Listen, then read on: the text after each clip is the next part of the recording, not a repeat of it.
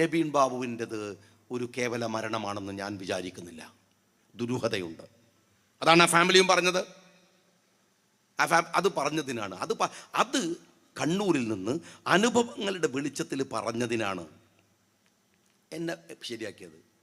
ഞാൻ അവിടെ പോയിട്ട് ഹൈദരലി ശിഹാബ് തങ്ങൾ എന്നോട് പറഞ്ഞു, അഴീക്കോട് പോയി മത്സരിക്കണം. ഞാൻ അഴീക്കോട് പോയി. നിങ്ങൾക്കറിയാലോ അഴീക്കോട് എങ്ങനെയുള്ളൊരു മണ്ഡലമാണ്. 25,000-ലധികം വോട്ടിന് പ്രകാശ് മാഷ് മത്സരിച്ച് ജയിച്ച മണ്ഡലമാണ്. ഞാനാണെങ്കിലോ യൂത്ത് ലീഗിൻ്റെ സംസ്ഥാന പ്രസിഡൻ്റാണ്. ഒരു ചെറുപ്പക്കാരൻ പോവട്ടെ, ഫൈറ്റ് ചെയ്യട്ടെ. പാർട്ടി തീരുമാനിച്ചു. ഞാൻ പോയി.